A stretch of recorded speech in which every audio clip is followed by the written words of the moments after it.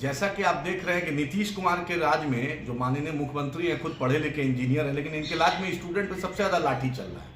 पता नहीं समझ में आ रहा है, कभी हेल्थ डिपार्टमेंट का पर्चा लीक, कभी आज बीपीएससी का न्यूज़ 18 में मैंने देखा पर्चा लीक। तो नीतीश जी, पर्चा लीक का फैक्ट्री अगर उत्तर प्रदेश के बाद बिहार और राजस्थान के बाद बिहार आ गया है क्या?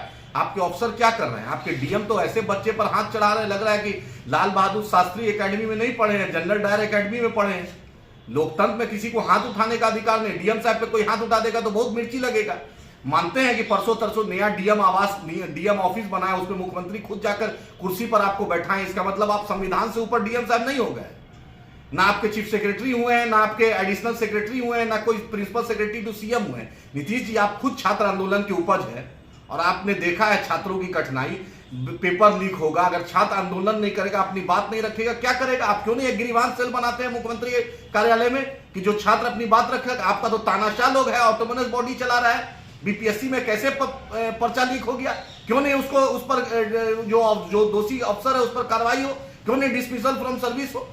तो नीतीश जी, आप पढ़े लिखे हैं, इसलिए आपसे अनुरोध कर रहे हैं, अपने पदाधिकारियों को बोलिए कि हाथ चलाना बंद करें, काम करना शुरू करें। नया बिल्डिंग बना है तो टैक्स पेयर का पैसा से बना है। डीएम साहब, आपके घर के पैसा से नहीं मिला, या आईएएस एसोसिएशन चंदा करके नहीं डीएम ऑफिस बनाया है। ऐसा हाथ चला रहे हैं। अरे लाल बहादुर शास्त्री एकेडमी का कुछ तो गरिमा रखिए, कुछ तो लगे कि आप लाल बहादुर शास्त्री एकेडमी में आप top of the intelligent mind of the country है। हाथ चला रहे हैं ऐसे बच्चों पर। अरे वही बच्चा कल कलेक्टर बन जाएगा, वही कल आप रिटायर कीजिएगा, वही चीफ सेक्रेटरी उस प्रदेश का रहेगा।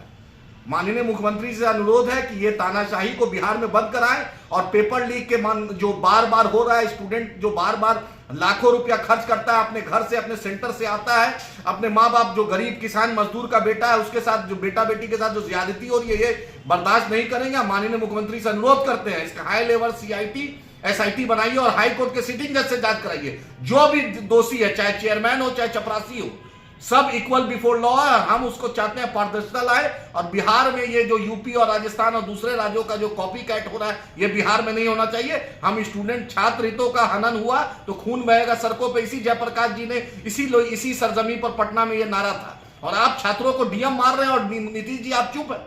अरे नीतीश जी, आप उसको कुर्सी पर डीएम साहब को बैठा दिए। डीएम साहब तो अपने आप को गलतफहमी का शिकार हो गए।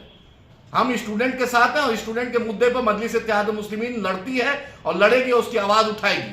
और ये लोकतंत्र है, लोकतंत्र में सबकी आवाज सुनी जाएगी। और माननीय मुख्यमंत्री उसका एसआईटी बनाकर इसका निष्पक्ष जांच कराए।